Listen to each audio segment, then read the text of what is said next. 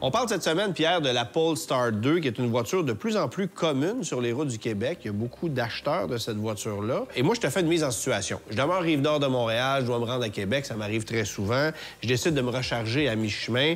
Et à chaque fois que je viens pour me brancher, particulièrement l'hiver, bien, il y a un temps quand même assez long avant qu'on ait cherché la vitesse de charge maximale.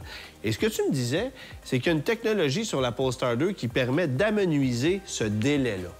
En réalité, toutes les batteries au lithium, l'énergie ne peut pas rentrer si la batterie est froide, en bas de 0.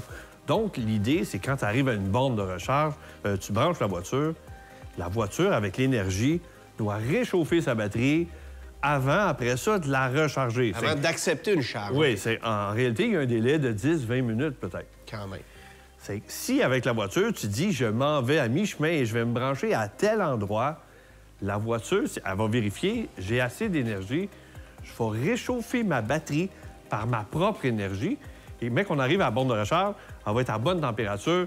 C'est que là, tu vas brancher la borne et voilà, le tour est joué, ça rentre beaucoup plus rapidement.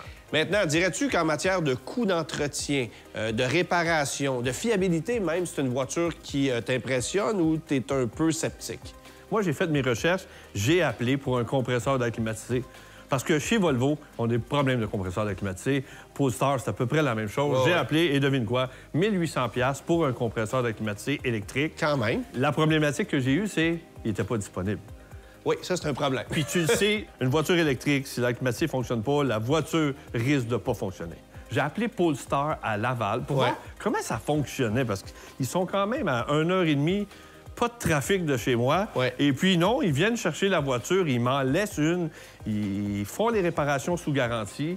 Mais quand on va parler d'entretien, on va parler de réparation hors garantie, il faudrait se trouver un atelier qui va réparer notre voiture. Oh oui, parce que là, évidemment, hors garantie, les coûts vont exploser et il y a beaucoup de technologie là-dessus. Fait qu'il faut le prévoir. Là. En plein ça. OK. Merci, Pierre.